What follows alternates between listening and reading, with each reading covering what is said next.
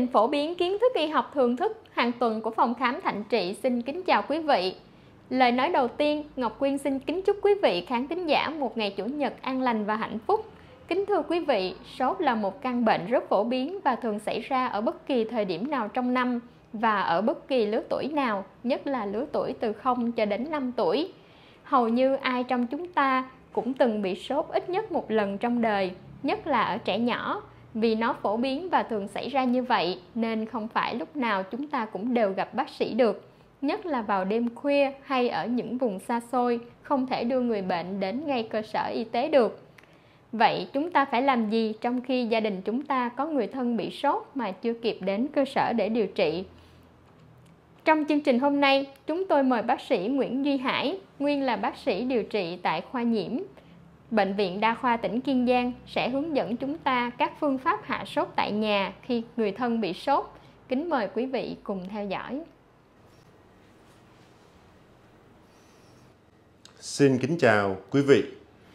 Kính thưa quý vị, trong cái chương trình phổ biến kiến thức y học thường thức hàng tuần hôm nay thì chúng tôi sẽ trình bày với quý vị về các cái phương pháp hạ sốt tại nhà cho người bệnh, đặc biệt là cho trẻ nhỏ khi mà bị sốt, cũng như là các cái cách chăm sóc cho trẻ tại nhà mà không cần phải đưa tới bệnh viện ngay. Mời quý vị cùng theo dõi.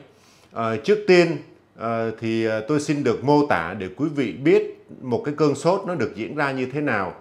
Từ đó mà chúng ta có từng cái cách cụ thể để can thiệp vào người bệnh theo từng giai đoạn của cơn sốt. Thì trên màn hình của quý vị đó thì người ta chia ra cái cơn sốt thành 3 giai đoạn. Cũng có những tác giả thì chia làm 4 giai đoạn. 3 cái giai đoạn chính đó thì thứ nhất là cái giai đoạn tăng thân nhiệt, hay còn gọi là cái giai đoạn sốt tăng. Cái giai đoạn thứ hai là giai đoạn ổn định thân nhiệt, hay còn gọi là sốt đứng. Và giai đoạn thứ ba là giai đoạn hạ thân nhiệt, hay còn gọi là sốt lui. Ngoài ra còn một số tác giả thêm một cái giai đoạn thứ tư nữa là ngoài cơn sốt thì người bệnh trở về trạng thái gần như là bình thường. Thì ở trên màn hình quý vị đó là một cái biểu đồ nó mô tả cái giai đoạn sốt thì thường là qua 3 cái giai đoạn như vậy. Thì trên biểu đồ quý vị thấy đó là cái giai đoạn 1 là cái giai đoạn sốt tăng lên rất nhanh, rồi tới giai đoạn 2 là cái giai đoạn sốt nó đứng lại hoặc là nó có dao động rất ít thôi, và cái giai đoạn thứ ba là cái giai đoạn sốt lui, tức là cái nhiệt độ nó hạ xuống với cái mức bình thường. Thì đó là một cái quá trình sốt nó diễn ra gồm có 3 giai đoạn như vậy. Thì trước tiên tôi xin đi nói về cái giai đoạn 1 là cái giai đoạn sốt tăng. Thì quý vị thấy ở trên cái biểu đồ đó là cái đường biểu diễn của nó đi lên. Thì đây là cái giai đoạn tăng thân nhiệt. Cái cơ chế của nó đó thì sau khi mà cơ thể chúng ta bị nhiễm virus hay là vi khuẩn nó xâm nhập vào cơ thể, người ta còn gọi là các cái chất gây sốt ngoại sinh, thì cơ thể nó có hàng loạt các cái phản ứng để chống lại vi khuẩn, để bảo vệ cơ thể của chúng ta. Thì chúng kích thích cái cơ thể của chúng ta tiết ra các cái chất gây sốt, hay còn gọi là chất gây sốt nội sinh. Thì các cái chất này nó tác động lên cái trung tâm điều nhiệt của cơ thể, nó làm thay đổi cái điểm điều nhiệt, hay người ta còn gọi là set point. Cái điểm này nó đặt lại cái điểm điều nhiệt mới của cơ thể, khiến cho cơ thể của chúng ta tăng sinh nhiệt rồi giảm thải nhiệt. Như vậy thì nó xảy ra cái tình trạng mà sốt nó tăng lên. Qua đó chúng ta có thể thấy rằng là cái quá trình sốt là cái quá trình phản ứng của cơ thể để chống lại các cái tác nhân gây bệnh. Do đó cái vấn đề mà cơ thể của chúng ta phản ứng sốt là một cái phản ứng rất có lợi cho cơ thể. Và khi mà cái điểm điều nhiệt nó đặt lại cái điểm điều nhiệt mới đó theo cái hướng mà nhiệt độ tăng lên, thì để đưa được cái nhiệt độ lên cái điểm chuẩn mới đó thì cơ thể của chúng ta phải huy động rất là nhiều năng lượng, từ chuyển hóa cơ sở cũng phải tăng lên để tăng nhiệt độ, rồi các cái cơ chế khác như là cơ chế co mạch ngoại vi để giữ nhiệt độ lại, hoặc là các cái cơ của chúng ta, tay chân của chúng ta rung lật bật lên để tăng sinh nhiệt, để đẩy cái nhiệt độ lên một cái điểm chuẩn mới. Từ đó mà nhiệt độ nó gia tăng lên, nó gây ra cái cơn sốt. Do đó mà cái giai đoạn tăng thân nhiệt này thì quý vị thấy là chúng ta thường là rét run, tay chân lạnh, và nhất là ở trẻ em thì tay chân nó rất là lạnh, trong khi đó nhiệt độ thì nó tăng cao, nó rét run và chúng ta muốn đắp mền đắp chăn. Thì đó là cái giai đoạn mà tăng thân nhiệt hay còn gọi là cái giai đoạn 1 đó. Giai đoạn này thì nhiệt độ bắt đầu tăng lên, và do cái cơ chế mà để nó đặt lại cái điểm điều nhiệt mới đó, cho nên là cơ thể của chúng ta phải huy động rất nhiều năng lượng, cũng như các cái cơ chế tăng nhiệt khác. Do đó chúng ta cảm thấy là chúng ta lạnh run và tay chân thì run lật bật, tay chân rất là lạnh. Thì biểu hiện ở người bệnh như thế nào? Khi mà cái nhiệt độ nó tăng từ từ thì chúng ta đo nhiệt kế đó, thì cơ thể chúng ta sốt từ nhẹ cho dần dần lên, từ 37,5 độ C trở lên. Lúc này thì cơ thể của chúng ta không có mồ hôi hoặc là có rất ít thôi. Rồi da của chúng ta cảm thấy là sởn gai ốc, tái lạnh lên chân tay lạnh. Và ở trẻ em thì nó đòi đắp mền đắp chăn. Và người lớn của chúng ta thì cũng thấy là run tay chân, cũng như là khi giống như là mình khi gặp lạnh là để mà mình run các cái tay, các cái cơ lên đó để mà mình tăng thân nhiệt. Thì cái giai đoạn này mình phải chăm sóc như thế nào? Khi mà cơ thể của chúng ta phải huy động rất là nhiều năng lượng để tăng nhiệt độ như vậy đó, thì qua đó nó cũng tạo được cái kháng thể để chống lại vi khuẩn. Cho nên là chúng ta phải bổ sung dinh dưỡng để giúp cho cơ thể chúng ta tăng cái sức đề kháng, chống lại các cái tác nhân gây bệnh. Cụ thể là chúng ta phải uống nhiều nước. Khi mà cơ thể mà tiêu hao nhiều năng lượng như vậy đó, thì chúng ta cần phải có các cái chất dinh dưỡng như là nước ép trái cây, sữa, súp, để mà giúp cho cơ thể có sức đề kháng để chống lại các cái tác nhân gây bệnh. Thì ở cái giai đoạn này á, thì chúng ta không nên chườm lạnh, cũng không có nên dùng thuốc hạ sốt, bởi vì cái phản ứng sinh lý của cơ thể là nó phải sốt lên để nó chống lại các cái tác nhân gây bệnh.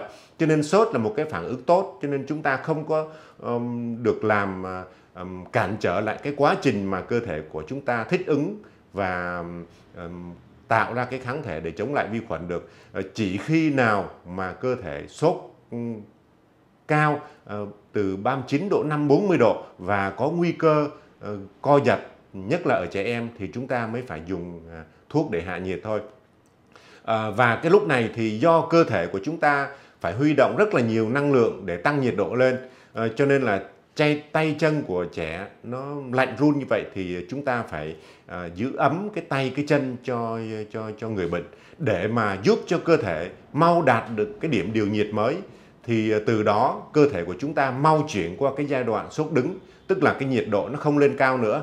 Khi mà nó đã đạt được cái nhiệt độ cái chuẩn của nhiệt độ mới rồi đó, thì nhiệt độ nó sẽ dừng lại đó, tùy theo cái phản ứng của cơ thể đối với tác nhân gây bệnh, cũng như là tùy theo cái tác nhân gây bệnh nó là cái tác nhân gì, nó gây sốt nhiều hay ít mà cơ thể của chúng ta đặt lại cái điểm điều nhiệt mới. Do đó là chúng ta phải giữ ấm tay chân, hoặc là trẻ em nó có rung tay rung chân thì chúng ta cũng không được đè, được giữ để cho nó có cái phản xạ rung cơ như vậy. Nó giúp cho cái thân nhiệt của trẻ nó đạt được cái điểm điều nhiệt mới mà cái tuyến dưới đồi nó đặt lại khi mà cơ thể phản ứng với sốt.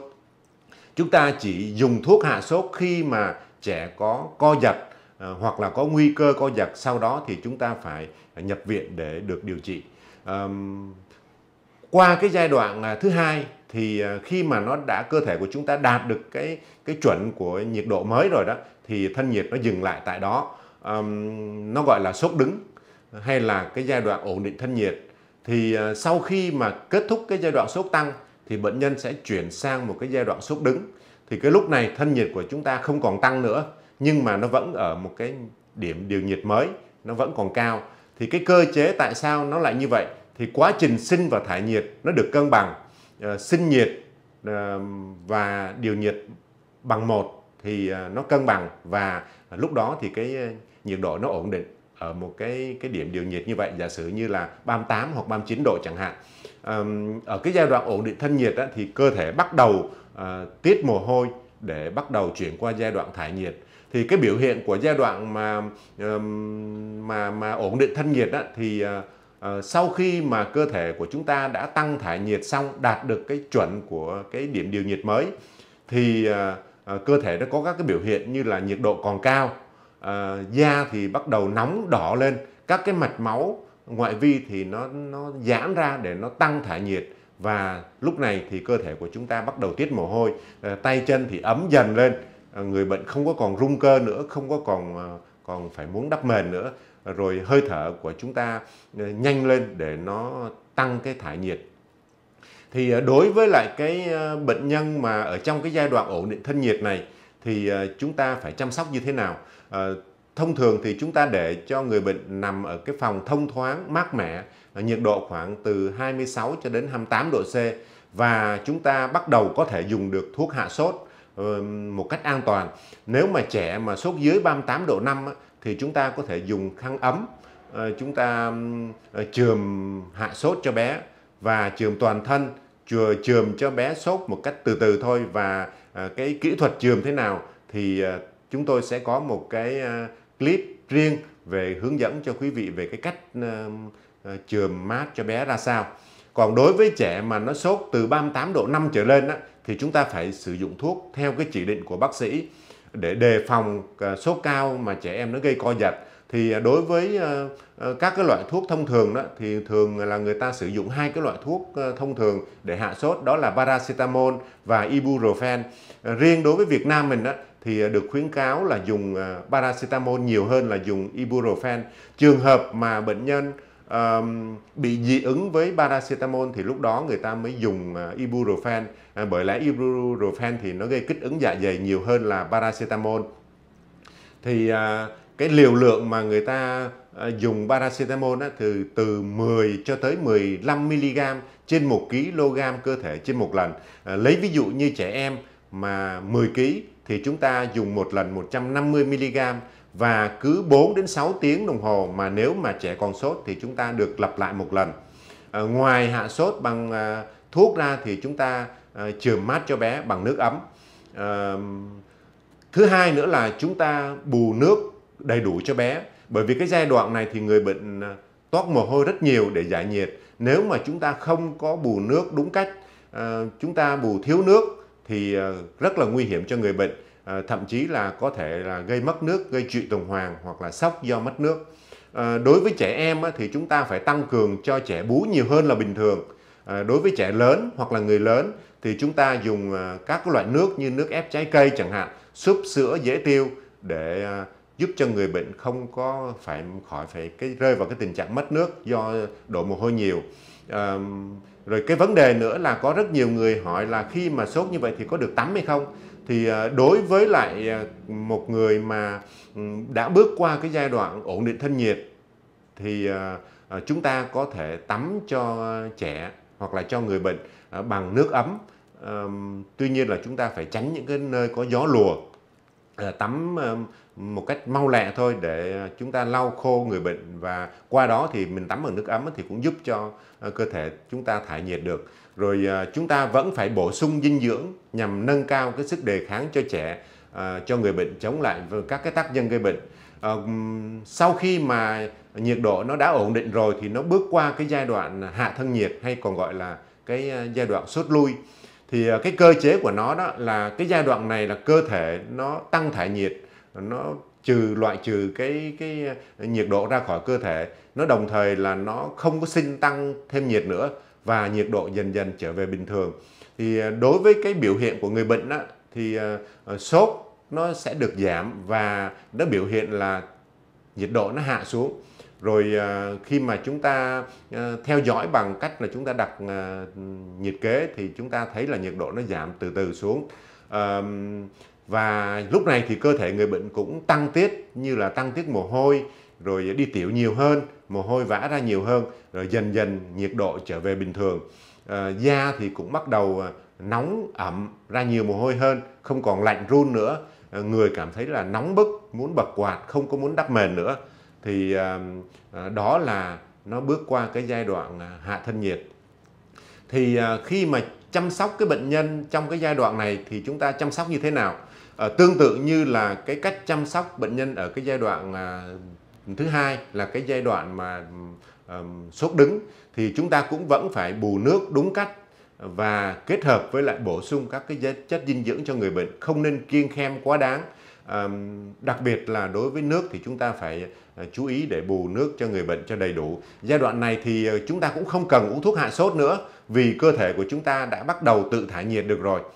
Chỉ cần nghỉ ngơi ở cái phòng thoáng mát, quần áo được nới rộng ra, thoáng khí, và lúc này thì chúng ta cũng có thể tắm cho người bệnh hay là tắm cho em bé bằng nước ấm.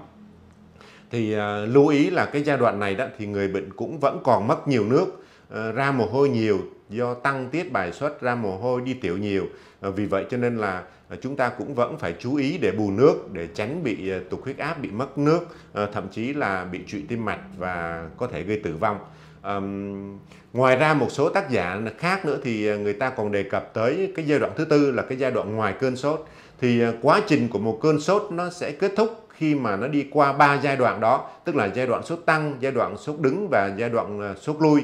Thì tuy nhiên là người bệnh đó, thì thường sẽ mất nhiều năng lượng, nước và các cái chất điện giải do cơ thể thoát mồ hôi nhiều, rồi sốt cao, chúng ta tiêu hao nhiều năng lượng, cho nên là cơ thể chúng ta mệt mỏi. Thì người bệnh cảm thấy sau một cái cơn sốt đó, thì người bệnh nhiệt độ trở về bình thường và người bệnh thì rất là mệt mỏi, mặt thẫn thờ ra, không có muốn giao tiếp xúc với ai, rồi cơ thể thì chúng ta cảm thấy là buồn ngủ, ngủ nhiều. Thì cái lúc này thì chúng ta vẫn phải tiếp tục cần bổ sung dinh dưỡng để bù lại những cái năng lượng cho bệnh nhân bằng những cái thức ăn giàu vitamin và protein như là thịt, rau, trứng, sữa chẳng hạn. Và nên chú ý rằng nếu mà sau 48 giờ mà người bệnh không hết sốt thì chúng ta nên đưa người bệnh đi gặp bác sĩ để được thăm khám và điều trị kịp thời. Thì đó là một cái quá trình của cơn sốt nó được diễn ra như vậy. Thì tùy theo chúng ta thăm khám, chúng ta theo dõi bệnh nhân tại nhà, chúng ta xem người bệnh đang ở trong cái giai đoạn nào để chúng ta có những cái biện pháp mà can thiệp, hỗ trợ kịp thời như tôi vừa trình bày ở trên. Ngoài ra thì chúng ta cần phải lưu ý một số cái vấn đề khi mà chúng ta chăm sóc bệnh nhân bị sốt. Cái thứ nhất là quý vị biết là sốt là một cái phản ứng tự bảo vệ cơ thể để chống lại các cái tác nhân gây bệnh. Do đó mà chúng ta phải để cái cơn sốt nó xảy ra một cách hết sức tự nhiên để nó tạo ra được những cái kháng thể chống lại vi khuẩn. Chúng ta không được tự ý dùng thuốc hạ sốt nếu mà bệnh nhân không có sốt cao.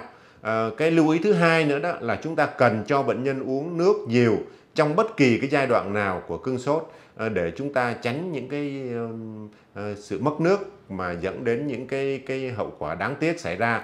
Ngoài ra thì uống nước nhiều nó cũng giúp cho cơ thể chúng ta bài tiết được các cái loại vi khuẩn, virus ra khỏi cơ thể để giúp cho người bệnh mau khỏi bệnh hơn.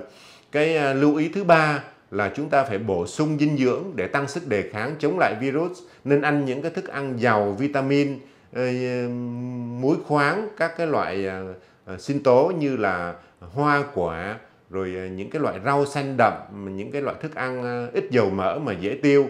Ngoài ra chúng ta còn bổ sung thêm những cái yếu tố vi lượng như là sắt, kẽm, có rất là nhiều ở trong như thịt bò, thịt gà hay là các cái loại đậu, đậu nành chẳng hạn, đậu đen, rồi các cái loại mà rau xanh thì cũng đều có rất là nhiều các cái vitamin và các cái yếu tố vi lượng. Chúng ta không nên cho bệnh nhân kiêng cữ quá đáng.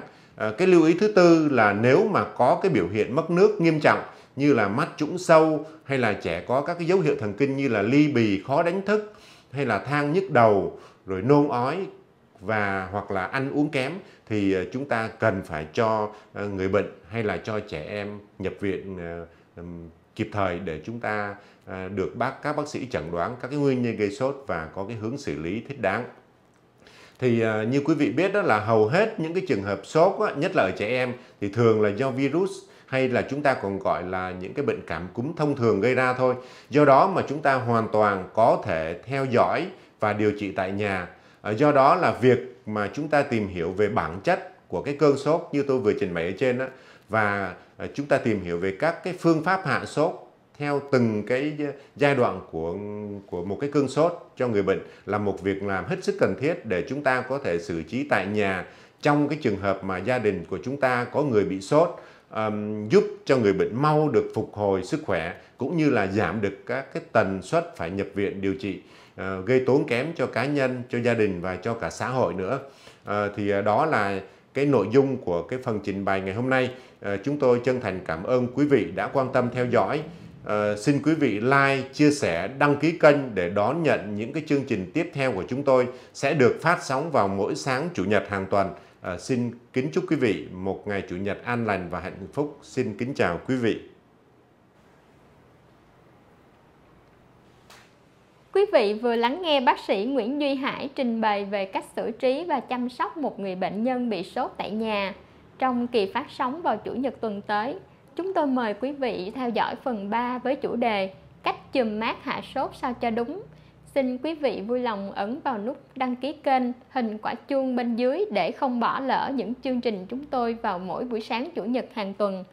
Cuối cùng, xin kính chúc quý vị một ngày Chủ nhật an lành và hạnh phúc. Xin kính chào tạm biệt và hẹn gặp lại.